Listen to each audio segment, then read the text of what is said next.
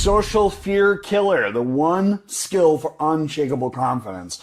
I'm Mario Leone. Welcome to the Voices of Victory. Welcome to this particular episode. We're going to have a good time today. The first question I have for you is, what if confidence isn't something you actually build? What if confidence is something after you act? Because action creates evidence.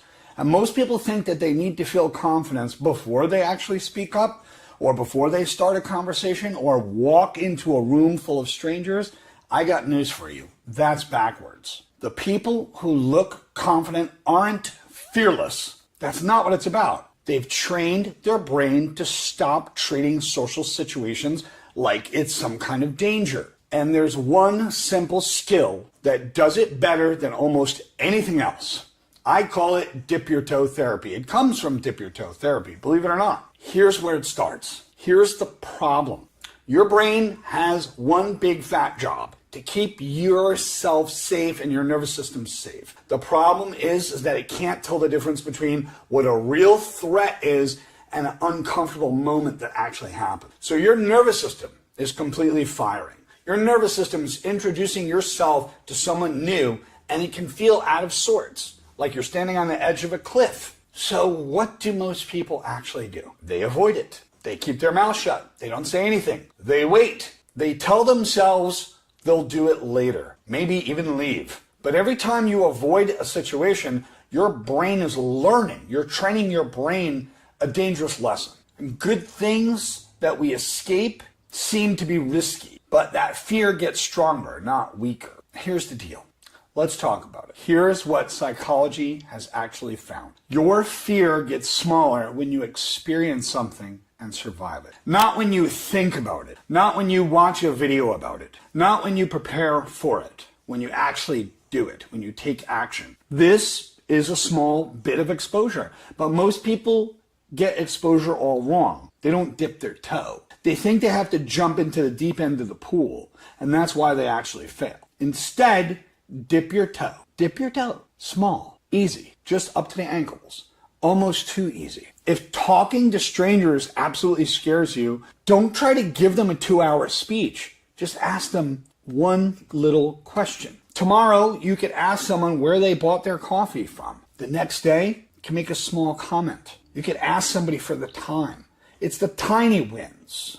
The tiny dip your toes. The tiny proof. Because evidence comes from action. And every successful interaction gives your brain a solid understanding. It understands that nothing bad happened. Then your brain says, I can handle this. Because action creates evidence. And your brain will say, maybe this is not a dangerous thing. Maybe my nervous system is okay here. The science, in plain, straightforward English, is your brain learns more from experience than your actual thinking. You can tell yourself you're confident. You can affirmation your way through it 1,000 times. But one real-world action will dig that deeper into your brain. Confidence isn't a feeling at first. Confidence is evidence. Confidence is evidence. Evidence comes from action. And that's all I'm going to say. It's so simple today. The goal isn't to become fearless like Jet Li. The goal is to stop waiting for the fear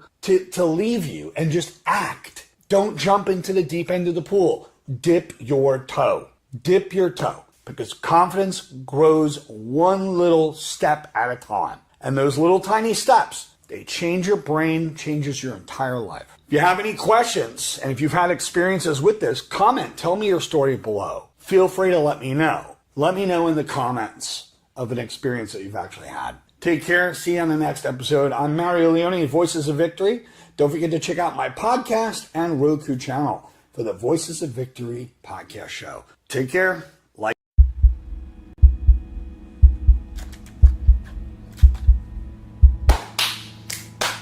A lot of people can't tell the sharks from the guppies. And that's the exact reason as to why narcissists actually fool people. People assume that confidence and narcissism is actually the same. I'm Mario Leone, and welcome to the difference between narcissism and confidence. But one comes from security, and the other one comes from insecurity. They look very similar. And there's one simple test that actually exposes them separately. And a lot of folks don't notice it. So you got person A and person B. Imagine two people walking into a room. Both are successful.